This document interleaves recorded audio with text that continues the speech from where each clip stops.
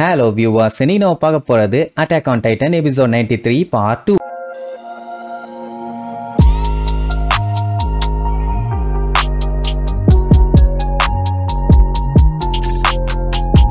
Open பண்ணா போன episode நம்ம இறந்து வச்சான் பாருங்க ட்விஸ்ட். அவங்க அம்மாவை போட்டு தள்ள பிளான் பண்ணதே அவன் தான். அட பாவி, அவங்க அம்மாவை கொண்டவங்கள பழி வாங்கணும் தான் இவ்வளவு வெறித்தனமா அவன் சண்டை ஆரம்பிச்சான். கடைசியில அவனே இந்த வேலையை பண்ணியிருக்கான். சோ இப்ப பாத்தீங்கன்னா ஒவ்வொரு இடமா சுத்தி பயல்களும் கம்ப்ளீட்டா வளர்ந்த மாதிரி காட்டுவாங்க. இன்னும் அந்த பேச்சு போய்கிட்டே தான் இருக்குது. சரி, மிகாசா கூட உனக்கு எப்படி போகுது? ஏன்னா எப்படியும் அவன் அவ்வளவு ஈஸியெல்லாம் உன்னை விட்டு பிரியவும் மாட்டா, உன்னை மறக்கவும் மாட்டா. அதுவும் நீ நினைக்கிற மாதிரி எல்லாம் அவ பண்றதுக்கு வாய்ப்பே இல்ல. என்ன பண்ண போறேன்னு கேட்டா எனக்கு தெரியலம்மா. அடுத்த செகண்ட் இறனோட மூஞ்சில ஒரே குத்து. காவாலி பயல, என்னடா பதில் இது? என்ன பதில் இது? உன்னை என்னால இன்னும் மன்னிக்க முடியலடா பண்ணி பயல. எவ்வளவு தைரியம் இருந்தா நீ மிகாசாவோட ஃபீலிங்க மதிக்காம இந்த மாதிரிலாம் பண்ணுவ? அவ உனக்காக அவ லைஃபை எத்தனையோ டைம் ரிஸ்க் எடுத்திருக்காடா. சும்மா என்னைய மறந்துருன்னு சொன்னா மட்டும் அவ மறந்துட்டு போயிருவாளா அப்படின்னு கத்துன்னு கத்திட்டு அதுக்கப்புறமா அவ கண்டிப்பா உன்னைய மறப்பா. மறந்துட்டு உன்னை விட நல்லவனா ஒருத்தனை புடிச்சுக்குவா. அதுக்கப்புறம் என்ன, அவ லைஃப் சந்தோஷமா இருக்கும் பானா. அப்பதான் இறன் பாத்தீங்கன்னா சின்ன பையன் மாதிரி அழ ஆரம்பிச்சிருவான். அப்படி மட்டும் நடந்துச்சுன்னா அது என்னைய கொன்ன மாதிரி. அவளுக்கு வேற யாரும் வேண்டாம், அவளுக்கு நான் மட்டும்தான் இருக்கணும். அவ லைஃப் ஃபுல்லா நான் தான் இருக்கணும். ஏன் அவ செத்ததுக்கு அப்புறமும் நான் தான் இருக்கணும் அப்படின்ட்டு கதறி கதறி அழ ஆரம்பிச்சிருவான். அருமையே எதிர்பார்க்கல இப்படி ஒரு பதிலை இவன் சொல்லுவான்னு. மொத்தத்துல மிகாசா இவன் கூடவே இருக்கணும்னு ஆசைப்படுறான். ஆனா இந்த விஷயத்த மிகாசா கிட்ட சொல்லிடாதம்பா. ஏன்னா அவ ஹாப்பியா இருக்கணும்னு தான் இவன் ஆசைப்படுறான். எப்படி சொன்னா அவ ரொம்பவும் கவலைப்படுவா. அண்ட் அது மட்டும் இல்லாம இறனுக்கே சாக சுத்தமா இன்ட்ரெஸ்ட் இல்ல. மிகாசா கூட ரொம்ப நாள் வாழணும்னு தான் ஆசைப்படுறான். அவளை விடவே கூடாதுன்னு நினைக்கிறான். அவளை மட்டும் இல்ல, நம்ம ஆளுக எல்லாத்தையுமே அவ்வளவு மிஸ் பண்றான். ஆனா முடியலையேன்னு சொல்லிட்டு கதறி கதறி அழுத உடனே அர்மீனுக்கு இப்பதான் ஒரு ஹோப்பே வந்திருக்குது. அட கிறுக்கு பயல, இத முன்னாடியே சொல்லிருக்கலாம்ல. இப்பவும் ஒண்ணு கெட்டு போல, நம்ம வேற ஏதாச்சும் வழி யோசிக்கலாம் வா அப்படிங்கும் போது, இல்ல அர்மீன் முடியாது. ஏன் நான் மட்டும் இல்ல, யாருமே சாகணும்னு ஆசைப்பட மாட்டாங்க அப்படின்னு சொல்லும் போது நம்மால இருக்க இடத்த காட்டுவாங்க. இவ்வளவு நேரம் கடலுக்குள்ள தானே இருந்தானுங்க, ஆனா இப்ப பாத்தீங்கன்னா ரத்தத்துக்குள்ள இருப்பானுங்க. அந்த இடமே பாத்தீங்கன்னா ரத்த கடலா மாறி இருக்கும். அப்பதான் இறன் ஒரு குண்ட தூக்கி போடுவான். 80% எப்படி இந்த உலகத்துல 80% ஹியூமானிட்டியா நம்ம பையன் அழிச்சிட்டான். இத கேட்ட உடனே அர்மீனுக்கு அப்படியே தூக்கி வாரி போடுது. அவன் சட்டைய புடிச்சு ஏன்டா இறனு ஏன் அப்படி பண்ணன்னு கேட்டா, ஆக்சுவலா செவுத்துக்கு வெளியில இருந்த எல்லா மனுஷங்களையுமே அழிக்க ட்ரை பண்ண, ஆனா நீங்க வந்து என்னைய ஸ்டாப் பண்ணிட்டீங்க. அதுலதான் இப்ப 80% மக்கள் இறந்திருக்காங்க. இப்போ வாளுக்கு வெளியில இருக்க மக்களும் பாரடைஸ் ஐலாண்ட்ல இருக்க மக்களும் கிட்டத்தட்ட ஈக்குவல் ஆயிட்டாங்க. Same level of civilians.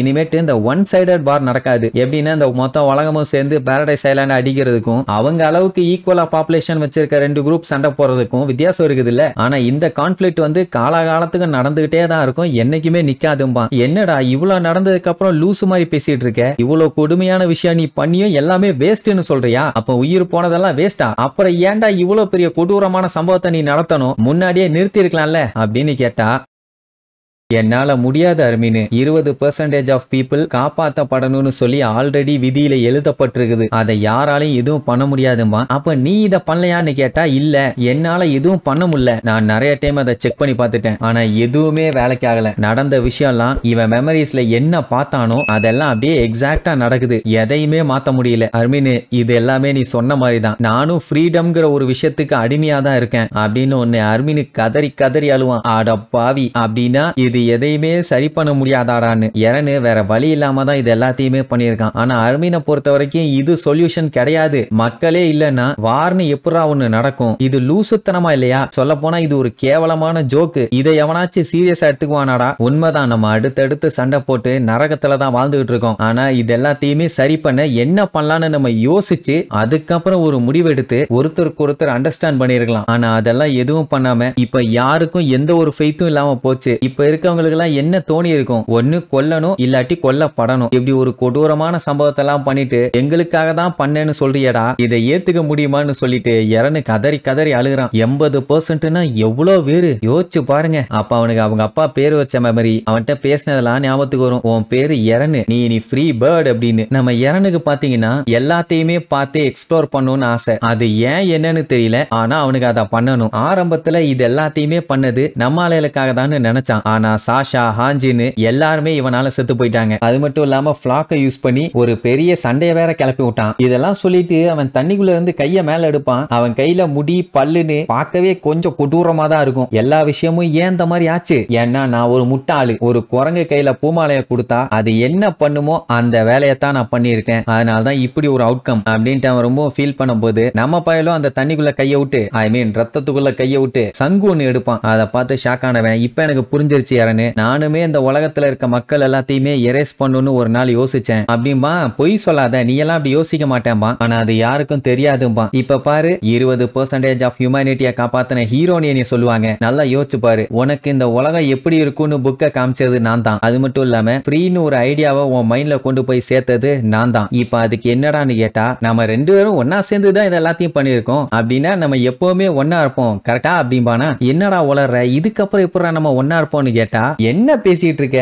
80% of பீப்புளை கொண்டிருக்கோம். நீ பண்ணதுல எனக்கும் தானே பங்கு இருக்குது. நீங்க வந்ததுக்கு காரணம் நான் தானே. அதனால கண்டிப்பா நம்ம நரகத்துக்கு தான் போவோம். அங்கேயும் நம்ம ஒன்னா இருப்போம். உடனே அவ்வளவுதான் கட்டி பிடிச்சி நண்பா நண்பான்னு சொல்லி ஒரே பீலிங். என்ன எரன் இதுக்கப்புறம் இந்த மெமரிஸ் எல்லாத்தையுமே அழிச்சிருவேன்பா. ஒன்ஸ் இந்த பஞ்சாயத்து எல்லாமே முடிஞ்சதுக்கு அப்புறம் உனக்கு இது எல்லாமே ஞாபகம் வரும் அப்படிம்பானா. சரி ரைட்டு, நெக்ஸ்ட் ஒரு டெத் ஃபைட்ல நம்ம மீட் பண்ணுவோம் அப்படின்னு ஒண்ணு. அதுக்கப்புறம் நான் வெயிட் பண்றேன், நம்ம நரகத்துல மீட் பண்ணுவோம், அங்கேயும் ஒன்னா இருப்போம் அப்படின்ட்டு கதறி கதறி அழுவான். இந்த விஷயம் எல்லாம் எப்ப நடந்திருக்கும் தெரியுமா? அர்மின் ஆனி கூட கப்பல்ல வந்துகிட்டு இருந்தான்ல, அந்த டைம் நடந்திருக்கும். எப்பவோ நம்ம பையன் பேசியிருக்கான் பாத்தீங்களா. அதுக்கப்புறம் இப்போ நம்ம பையன் சண்டை போட்டு ஜெயிச்சதுக்கு அப்புறம் கண்ணை திறந்து பார்ப்பான். எனக்கு இப்போ எல்லாமே ஞாபகம் வந்துருச்சு எரன்னு சொல்லிட்டு இருக்கும் போது மிகாசா அங்க எரன் தலையோட வருவா. அவ்வளவுதான். அப்படி அவன் தலைய பார்த்த உடனே அதை வாங்கி வச்சு கதறி கதறி அழுவான். அவ பாத்தீங்கன்னா உனக்கும் மெமரிஸ் எல்லாம் திருப்பி வந்துருச்சான்னு கேட்பான். அப்படின்னா எரன் மிகாசாவையும் மீட் பண்ணி பேசியிருக்கான். இது எல்லாமே மிகாசாவோட முடிவுல மட்டும்தான் இருக்குது. அதாவது இந்த டைட்டன் பவர் இந்த உலகத்துல இருக்கணுமா இல்ல வேண்டாமான்னு. இப்ப நம்ம அர்மினை மீட் பண்ண மாதிரி தான் அங்க இருக்க அவனோட மத்த ஃப்ரெண்ட்ஸுங்க எல்லாத்தையுமே மீட் பண்ணியிருக்கான். எல்லாருமே சொல்றது என்னன்னா எனக்கு இப்ப ஞாபகம் வந்துருச்சு, அந்த முட்டா பைய இப்படி பண்ணிட்டானே அப்படின்ட்டு ஒவ்வொருத்தருமே சொல்லுவாங்க. ரெய்னர் என்னால நம்ப முடியலமா. கோனி கிட்ட டைட்டானா மாறின அவங்க அம்மா திருப்பி ஹியூமனா மாறிட்டாங்கன்னு சொல்லியிருப்பான். ஆனி கிட்ட எல்லாம் இனிமேட்டு நீ லாங் லைஃபுக்கு வாழலாம்னு சொல்லியிருப்பான். ஏன்னா டைட்டன் பவர்ஸ் எல்லாமே போயிருச்சு. டைட்டன் பவர் இருந்தா தானே 13 வருஷம். அறிவு கட்டவனே, உன்னை பத்தி கவலைப்படாம எங்களை பத்தி மட்டும் கவலைப்பட்டு இப்படி பண்ணிட்டியடா அப்படின்ட்டு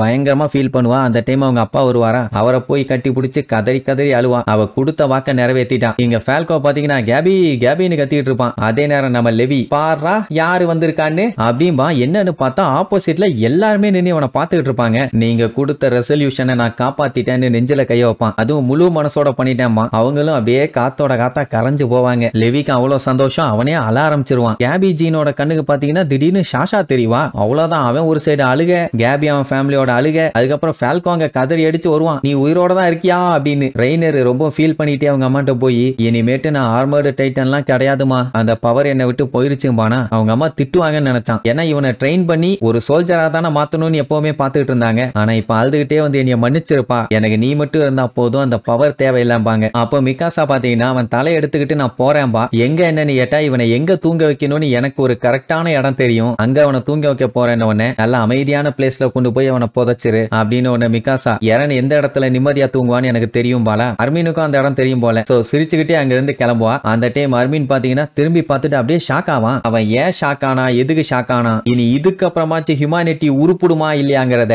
அடுத்த எபிசோட்ல பார்க்கலாம். டாடா.